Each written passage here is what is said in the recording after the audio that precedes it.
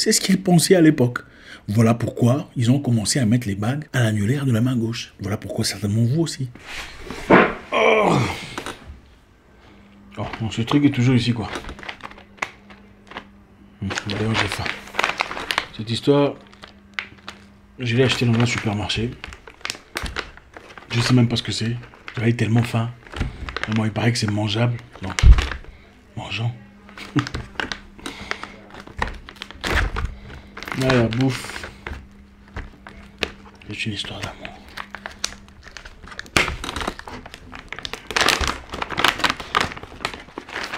Ça a l'air bon, croustillant. Espérons que je ne serai pas déçu.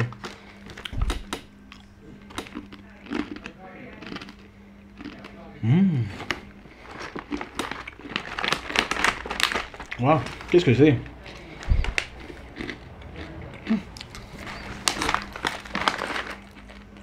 Snack Dash.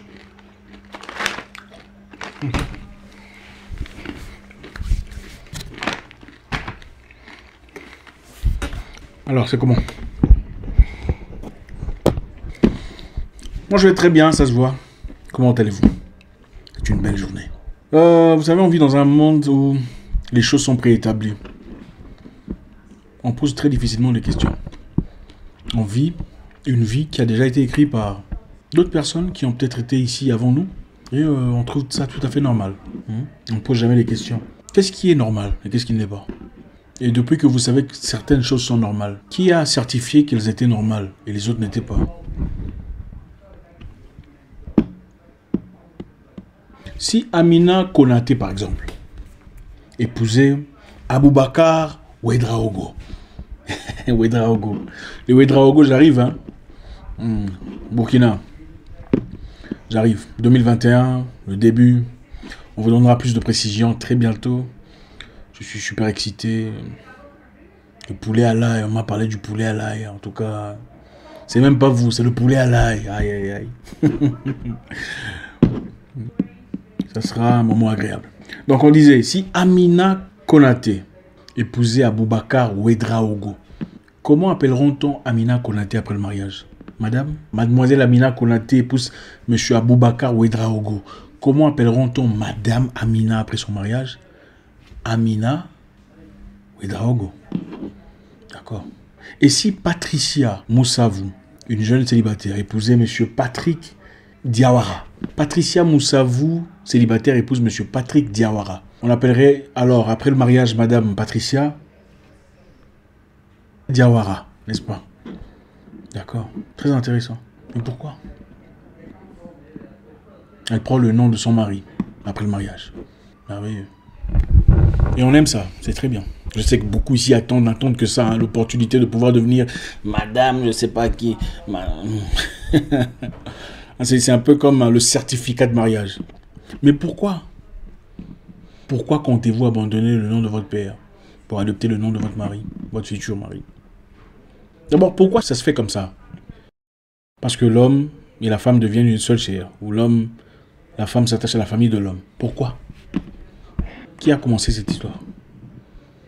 Parce que la femme doit être soumise à l'homme. J'ai demandé à une personne, une amie chrétienne, elle me dira, parce que la femme doit être soumise à l'homme, et quand la femme épouse l'homme, ils deviennent une seule chair, et la femme prend le nom de son mari.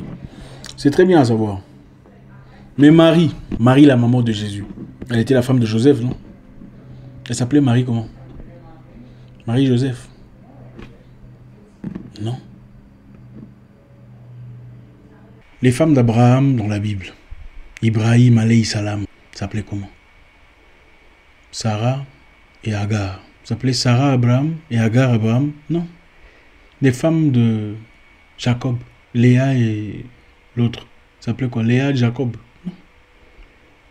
La femme de Isaac, s'appelait quoi? Rebecca, Isaac? Non. S'appelait Rebecca.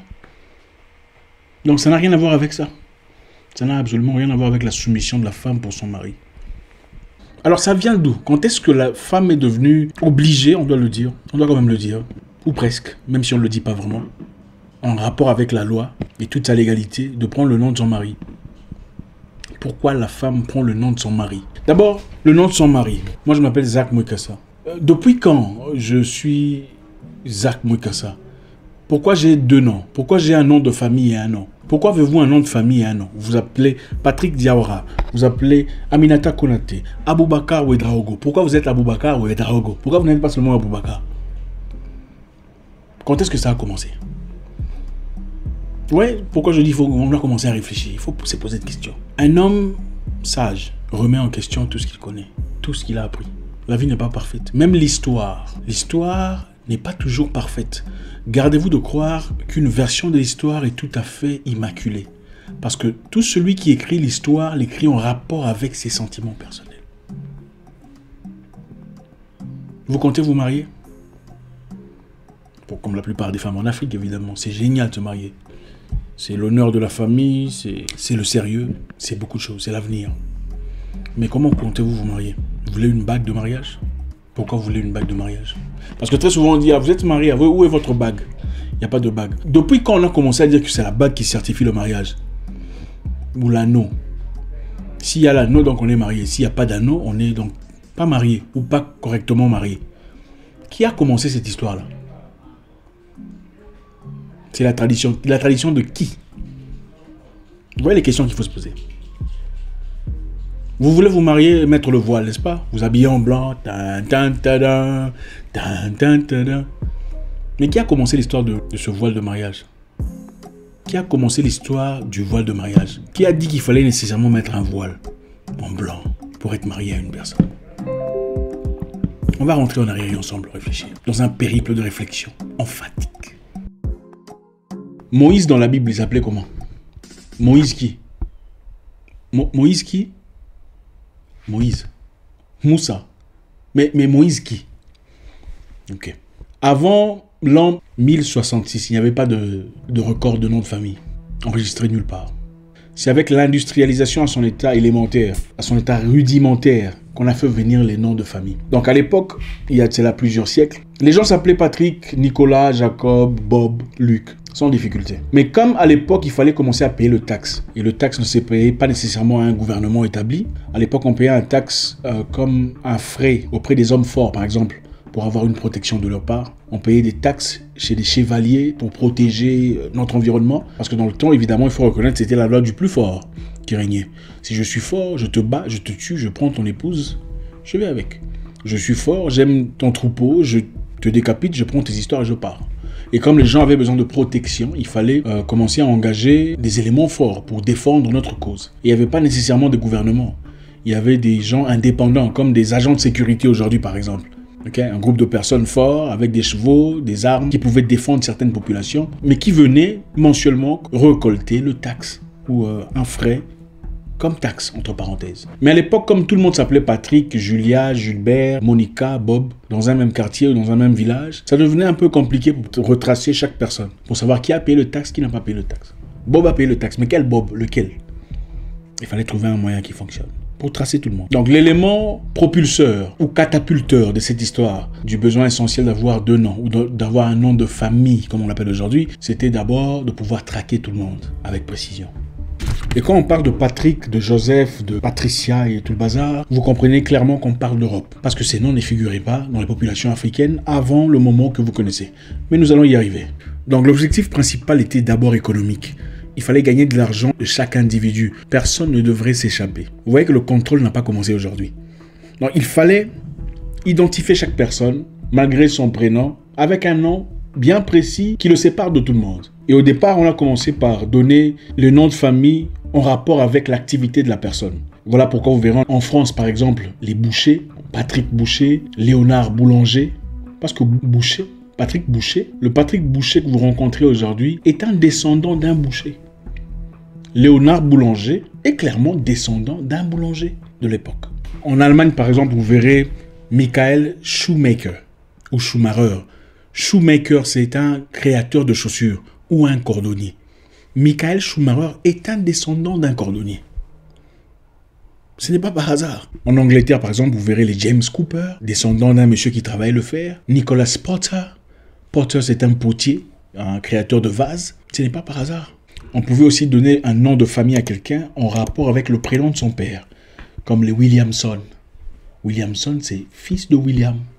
Donc, on voit une personne aujourd'hui qui s'appelle Jonathan Williamson, Il a eu un aïeux qui s'appelait William. Les Peterson, par exemple. Peterson, ça veut dire fils de Peter. Ce n'est pas par magie. On donnait aussi des noms aux gens en rapport avec leur lieu de naissance ou leur lieu de résidence. Voilà pourquoi vous verrez des John Wells. Wells, c'est pays de Galles, parce que c'est une personne issue de cet endroit, ou le nom d'un village. Et là, on parle précisément d'Europe. On comprendra plus tard comment ça s'est propagé partout dans le monde. Même dans les pays slaves, par exemple, vous verrez des Nanovic, Nikolasvic. Les Vic, ça veut dire fils de. Donc, Nikolasvic, c'est fils de Nicolas. Nanovic, fils de Nano. Ce n'est pas par hasard. Donc à l'époque, comme on disait précédemment, il n'y avait pas de deuxième nom, de nom de famille comme on dit aujourd'hui. On avait un seul nom. En tout cas, il n'y avait pas d'identifiant pour reconnaître un nom séparé au premier nom. Il a fallu des gains matériels, des gains économiques pour influencer ce changement normal. Enfin, normal aujourd'hui. Ce changement radical à l'époque. Il fallait que chacun s'octroie ou qu'il soit attribué à chaque personne un second nom pour l'identifier. Essentiellement pour le taxe. Donc, les noms de famille ont été attribués aux humains pour récolter le taxe. L'esclavage a commencé depuis très longtemps. Mais nous naissons dans un système sans comprendre, on ne pose pas de questions. On n'est pas censé avoir de nom de famille. Aujourd'hui, c'est l'honneur, j'ai le nom de mon père. Mais ce n'était pas initialement ça. Le nom de famille a été créé, ou ont été créés, principalement pour récolter le taxe. La preuve en est qu'aujourd'hui, ceux qui n'ont pas à payer le taxe n'ont pas de nom de famille. La reine d'Angleterre s'appelle comment ? Elisabeth. Elisabeth qui? Elisabeth II. 2, c'est pas un nom de famille. C'est un chiffre. Ses neveux s'appellent comment? On vous dirait qu'il s'appelle Windsor, Queen of Windsor. Windsor, c'est un village. Ce n'est pas un nom de famille. C'est quoi leur nom de famille? Et ils n'ont pas eu à payer le taxe. Il y a à peine 12 ans, qu'ils ont choisi de payer volontairement pour essayer d'atténuer les esprits qui savent réfléchir. Alors, quand est-ce que Aminata Konaté était censé devenir Aboubakar Ouedraogo? Quand est-ce que cette loi est venue et apparue où les femmes sont essentiellement obligées, entre parenthèses, de devenir... voilà, vous avez compris. Jusqu'au 9e siècle, les femmes n'avaient pas le nom de leur mari. Les femmes étaient elles-mêmes, sans être leur mari, ou sans être attribuées directement à leur mari. Mais il y a une loi qui est venue en Angleterre, The Law of Coverture, couverture ou couverture en français, qui exigeait à ce que tout ce qui appartenait à la femme, sur le plan légal, ses biens, ses matériels, tout ce qu'elle pouvait gagner, appartienne automatiquement à son homme. Donc la femme et l'homme devenaient une seule personne. Mais en réalité, la femme disparaissait, c'est l'homme qui restait. La personne visuelle, la personne visible. Parce que la femme, désormais, pouvait se cacher derrière son mari. Mais elle n'avait pas le droit de faire quoi que ce soit en solo, sans l'accord de son mari. Elle ne pouvait pas faire de contrat, elle ne pouvait pas se lancer dans quoi que ce soit comme activité, sans l'accord de son mari. The Law of Coverture. C'est à partir de là que chaque femme était obligée, entre parenthèses, d'avoir comme nom, donc à part son prénom, le nom de son mari. Ce n'était donc pas par amour. Ce n'était pas par amour. C'était parce que, bon, voilà, désormais, je t'aime, tu deviendras ma propriété. Et je t'appellerai Patricia Moussavou. Bon, Patricia Peterson, Ivanovic. Ça, c'était pas notre culture. Et je ne suis pas en train de vous dire qu'il faut rejeter les noms de vos maris. C'est pas ce que je dis. Mais il est important de rentrer dans l'histoire pour comprendre. Vous savez, en psychologie, on parle de la dissonance cognitive. La dissonance cognitive, c'est quand vous avez deux informations qui se contredisent à fond. On aime tous être Patricia Moussavou, quand on est marié à Moussavou. Mais quand on nous présente une information telle que celle-ci, il y a deux effets. Soit on la prend au cœur, d'accord, c'est une bonne information, soit on la rejette.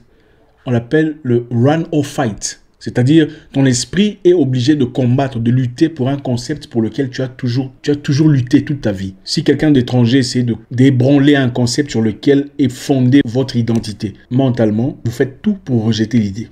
Rentrons dans l'histoire.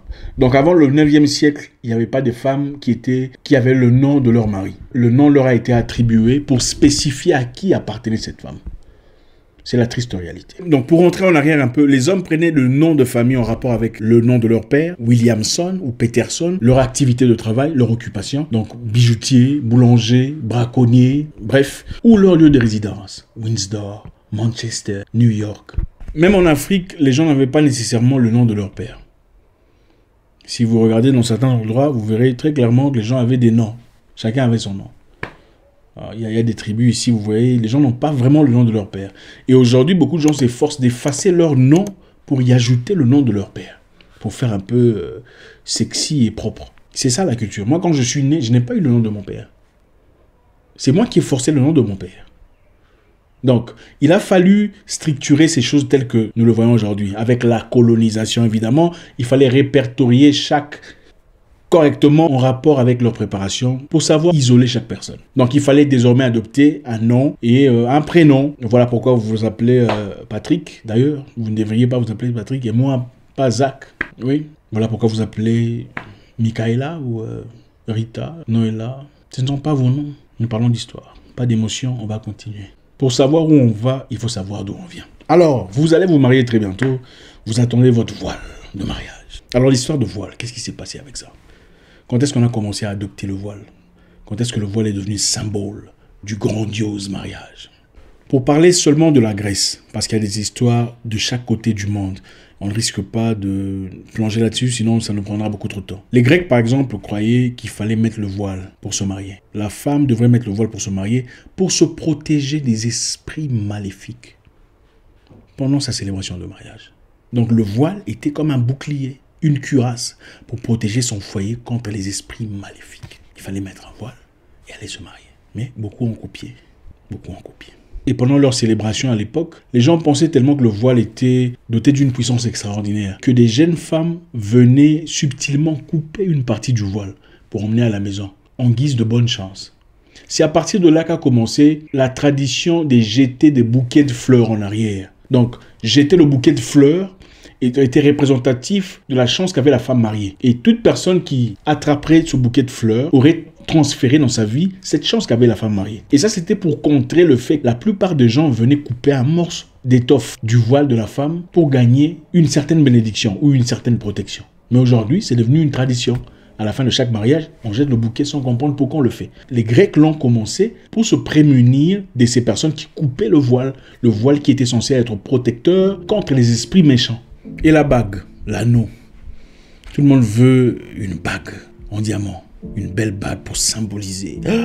Aujourd'hui, quand on se marie, qu'est-ce qui se passe? On prend des photos comme ça. C'est comme si le mariage était ici. Moi, ça me dépasse. Ça me dépasse. Voilà pourquoi les mariages échouent comme jamais auparavant. Parce que tout le monde attend ce moment-là où il fera ça. On prend une photo. En fait, c'est pour... L'objectif, c'est montrer le doigt. Je suis prise. Et beaucoup de personnes, au lieu de se préparer pour la vie après le mariage, se préparent, font tout ce qu'ils peuvent, investissent leur temps, leur capacité, leur intelligence jusqu'au jour du mariage. Donc tout se fait pour la célébration du mariage, la fête, l'image qu'on renvoie, les habits qu'on met, la voiture dans laquelle on vient. Mais après le mariage, ça devient très compliqué. Qui a commencé cette idée de bague à gauche pour le mariage? Vous êtes-vous déjà posé la question d'abord? Les historiens nous disent que les Égyptiens avaient déjà des bagues, en papyrus pour symboliser leur union de mariage. On dit aussi que ce sont les Romains sous l'influence des Grecs qui ont commencé des bagues en fer, c'est-à-dire bagues en fer ou en cuivre, et cela dépendait du niveau social de chaque individu. Donc pour une personne hautement classée en société, il offrait une bague, une grosse bague, en cuivre ou en métal à une femme pour symboliser son amour. Le premier événement de bague en diamant enregistré d'après certaines versions de l'histoire a été en 1477 par le roi Maximilien de l'Allemagne, après qu'il ait proposé à Marie de Burgondie. Et pour symboliser son amour de grandeur, de majesté et de royauté, il a présenté une bague en diamant. Et ça, ce n'était pas à la portée de tout le monde. Alors, l'esprit de bague de fiançailles, bague en diamant, ou voilà, pour ouvrir la porte à l'amour, à la probabilité d'un mariage. Excusez-moi. Les bagues en diamant de fiançailles et de mariage, que beaucoup adorent, idolâtrent aujourd'hui, surtout en Europe. Je sais que le diamant, vraiment adulé en Europe, pas autant en Afrique, parce que dans beaucoup d'endroits en Afrique, on préfère les bagues en or. Les bagues en diamant ont commencé quand? Les bagues en diamant ont commencé en 1888 avec De Beers. De Beers est une Fortune 500, une multinationale basée à Anvers, je crois, exploitatrice de mines créée par Cecil Rhodes, un génocidaire en Afrique du Sud, un Européen génocidaire en Afrique du Sud, qui a d'ailleurs créé cette citation que vous entendez très souvent en anglais, « Diamond is forever ». C'est De Beers de Cecil Rhodes qui a fabriqué cette histoire-là. « Diamond is forever ». Diamond is not forever. It's forever sur quoi? Donc le diamant est pour toujours, existera pour toujours.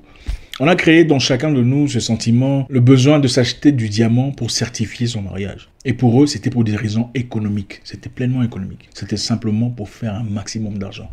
Aujourd'hui, pour proposer à une fille ou une femme, il faut, pour la plupart des cas, présenter une bague en diamant. Et avec le temps, les gens ont agréé.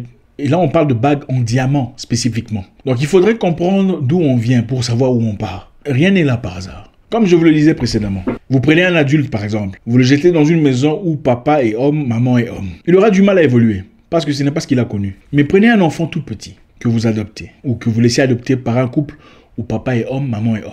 Si l'enfant a été adopté trop petit, il ne remettra jamais en question cette union ou cette configuration parce que ce sera tout ce qu'il aura connu. Aujourd'hui, on vit dans un monde où on fait beaucoup de choses qu'on trouve normales sans vraiment remettre en question ou poser des questions pertinentes et révélatrices. Encore une fois, ce n'est pas pour vous empêcher de porter vos bagues ou vos anneaux en diamant, tout ça. Je sais que c'est devenu une question de style. D'ailleurs, aujourd'hui, même malgré ce message, si vous vous mariez, vous allez quand même offrir une bague. Ça, c'est clair, on le sait. Si vous êtes déjà marié, vous avez votre bague, qui d'ailleurs représente une possession. Parce que chez les Grecs, la bague qu'on donnait à la femme signifiait, ça c'est ma possession. Parce que sur les bagues était ancré le nom du mari. Si on vous le dit aujourd'hui, est-ce que vous jetterez votre bague, votre anneau? Non. Aujourd'hui, on vous dit la bague symbolise l'infini. Qui a commencé l'histoire de l'infini? Il faut faire des recherches là-dessus. C'est une politique commerciale, comme Diamond is Forever. L'objectif, c'est de nous faire comprendre, votre amour pour votre bien-aimé ne peut pas être symbolisé par des éléments physiques, par une bague ou un truc en diamant. Une personne qui vous aime véritablement n'a pas besoin de bague pour vraiment vous aimer. Celle qui ne vous aime pas, malgré la bague, ne vous aimera pas. Ça ne change rien du tout. Et ce n'est pas pour décourager les hommes à le faire, c'est pour nous faire comprendre. On doit remettre en question tout ce qu'on connaît. C'est important. Même si vous décidez de garder une certaine tradition, c'est important de comprendre la genèse de cette tradition. Donc, les noms de famille sont importés. Les noms de famille n'ont pas existé depuis un temps. Donc, si vous rencontrez une famille où l'un s'appelle Patrick Mikundi et son frère s'appelle Luc Massavo, ça ne veut pas dire qu'ils ne sont pas de votre pays, où il y a un truc qui cloche. En Afrique, généralement, les gens s'appelaient selon leur nom. Ou quelquefois, selon le nom de leur oncle. C'est avec la colonisation qu'est venu l'aspect où je m'appelle Mwekassa, tous mes frères devraient s'appeler Mwekassa, pour faire référence à mon père Mwekassa, pour que la politique sache comment bien nous gérer. Ah, le groupe de Mwekassa, il y a tel. Les groupes de Mikundi, il y a tel. Sinon, c'était un peu compliqué pour eux, chose qu'ils avaient déjà appliquée chez eux depuis très longtemps. L'origine de la bague, des anneaux de mariage, comme on l'a perçu, d'après une grande partie de l'histoire, on le retrouve en Égypte, on le retrouve en Grèce, on le retrouve dans l'Empire romain, mais ce n'était pas dans le sens commercial aujourd'hui. Dans le passé, pour certains peuples, c'était une façon de posséder sa possession. Donc, parmi certains peuples. Aujourd'hui, c'est plus commercial, c'est une question de faire de l'argent. Voilà pourquoi il y a une bague de présentation, une bague de fiançailles, une bague des dots, une bague de mariage, une bague d'anniversaire, une bague de cinquantenaire, purement commerciale. Alors, pourquoi on met la bague précisément ici, à l'annulaire de la main gauche? C'est parce que les Romains pensaient qu'il y avait une veine qui quittait l'annulaire de la main gauche directement vers le cœur. Vena amoris. Bon, jusque-là, il n'a jamais été prouvé que cette veine existe vraiment. Mais c'est ce qu'ils pensaient à l'époque. Voilà pourquoi ils ont commencé à mettre les bagues à l'annulaire de la main gauche. Voilà pourquoi certainement vous aussi. Mais il faut tenir en compte que ce n'est pas dans chaque pays qu'on porte la bague à la main gauche, à l'annulaire. Dans certains pays, en Europe d'ailleurs, certaines traditions, on met la bague ailleurs, la main droite par exemple. Mais bon, aujourd'hui, vous savez qu'il vous faut vous marier et quand il faut mettre la bague, il faut porter l'anneau ici. N'est-ce pas? Mais on ne s'est certainement jamais posé la question de savoir pourquoi ici et pas là, et pas là. Et pas là. Pourquoi de bagues? Pour savoir où on va, il faut savoir d'où on vient. L'information est très importante. Elle nous libère. Et les débilleurs sont très riches. Super riches. Parce que chacune d'entre vous veut une bague venant de chez eux. Et je ne vous décourage pas de ne pas acheter de bague. Ah, il faut acheter si ça vous fait plaisir. C'est juste l'information. Diamond is forever. Tout le monde a compris que voilà, pour exister, pour valider notre amour, il faut acheter une bague venant des billers, quoi. Non, mais ces gens sont des maîtres. Ancrés dans notre psychologie. Même à l'église, on nous exige. L'histoire nous libère.